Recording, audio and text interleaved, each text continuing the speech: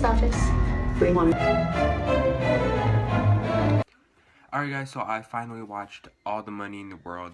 Definitely a movie I have been to watch even before the Kevin Spacey allegations and all that. So I actually really liked the trailers to this one, and with or without Kevin Spacey, I was gonna watch this movie. But of course, that Kevin Spacey thing happened, and this movie was kind of in danger because I believe what the producers thought. They were all like, Kevin Spacey being accused for sexual assault and all that. We're not gonna get anyone to this movie.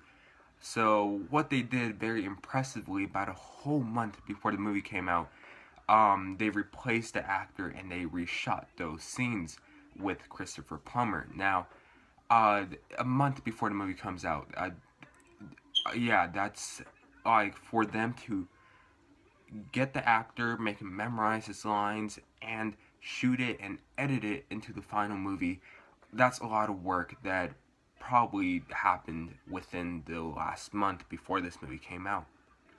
So we'll get to Christopher Plummer in a second, but I'm just gonna say what they did with replacing an actor for another actor and shooting all that within a month. All that was very impressive. So basically what this movie's about, we have John Paul Getty, who his grandson gets kidnapped, and of course, in order for them to release them, the kidnappers ask for $17 million.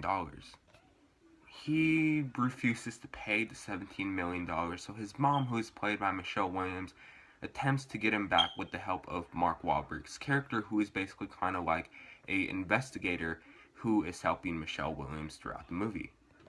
Now into that Christopher Plummer talk. Christopher Plummer is so good as John Paul Getty. It makes me wonder, why didn't they cast him in the first place over Kevin Spacey? Of course, Kevin Spacey, they had to put all that prosthetics and makeup and all that over him. So I have no idea why they didn't go for Christopher Plummer, because apparently before they casted Kevin Spacey, Christopher Plummer was one of the first choices that they had in mind. So it just makes me wonder, it would have been smarter to just have Christopher Plummer on board for this movie since day one. And Michelle Williams, she's on a roll with her roles that she has been getting lately. I really liked her a lot in The Greatest Showman, and I really liked her a lot in All the Money in the World. She had a lot of the most dramatic moments of the movie, and she really handles those scenes very well. Also, one thing that I really like about this movie also is that we get a good amount of depth to the character of the kidnapper who kidnapped John Paul Getty's grandson. And he's actually not just any kidnapper, he's actually a character in the movie. And they really take time to kind of introduce and kind of develop his character throughout the movie. And also, Mark Wahlberg, he is damn good in this movie as well. And thanks to the script, I was hooked to this movie from the very first minute it started. And again, a lot of that has to do because of the script, because this movie is really well written. To some people, this movie might come off as boring, especially to the typical moviegoer who saw Star Wars 5 times in theaters. But to me, I didn't find this movie boring at all, and I was really hooked onto the movie with its engaging story and its engaging characters.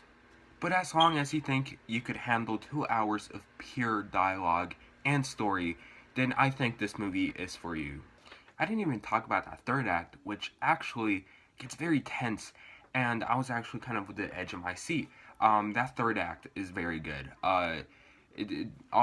Everything led up to that third act, and it paid off very well.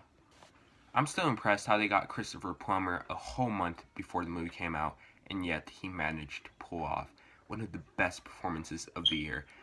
Ridley Scott, he's back. I'm kind of mixed on Alien Covenant, which is a movie that he directed, but he's back with All the Money in the World. Easily his best movie that he's directed in quite a while. Anyways, that leads me up to my conclusion of All the Money in the World. Overall, I think this is a full price worthy movie. I really like this movie, and I'm gonna give All the Money in the World an A-. Anyways, personally, I think All the Money in the World is worth seeing and supporting in theaters. But anyways, have you guys seen this movie? If you guys seen it, what did you guys think about it? Tell me in the comment section down below. As always, thanks so much for watching, and I'll see you guys later. Bye.